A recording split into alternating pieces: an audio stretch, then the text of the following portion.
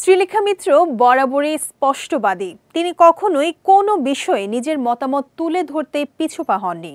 পশ্চিমবঙ্গের একটি পত্রিকা জনপ্রিয় অভিনেত্রী শ্রীলেখার বিরুদ্ধে একটি সংবাদ প্রকাশ করেছে, আর এতে খেপেছেন অভিনেত্রী। এমনকি তিনি এ বিষয়ে ভারতের সাইবার সেলে অভিযোগও জানিয়েছেন। সংবাদপত্রটি লিখেছে, ৩০ বছরের যুবকদের খেয়েছেন শ্রীলেখা। সেই সঙ্গে শ্রীলেখার বক্তব্য প্রকাশ করেছে, অথচ শ্রীলেখা তেমন কোনো কথাই বলেননি। অভিনেত্রী অভিযোগ জানিয়ে সামাজিক মাধ্যমে লিখেছেন, ভাইরা বোনেরা, খাওয়ার তো বহু কিছু আছে।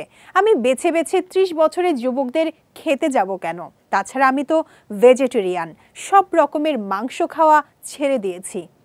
তিনি বলেন, খেতে শুরু করলে সর্বপ্রথম আপনাদের জানাবো। আর হ্যাঁ, আপনাদের নামে সাইবার সেলে জানিয়ে দিয়েছি। দেখুন, আপনাদের মাথা খেলাম বলবেন না যেন। সাম্প্রতিককালে অতিরিক্ত ওজন বেড়ে যাওয়া নিয়ে মুখ খুললেন শ্রীলেখা মিত্র। একটি সাক্ষাৎকারে অভিনেত্রী জানিয়েছেন, তার ওজন বাড়ার নেপথ্যে আছে অবসাদ। অভিনেত্রীর কথায়, দীর্ঘ সময় কাজ না থাকলে নিজেকে মেনটেন করার তাগিদটা নষ্ট হয়ে যায়।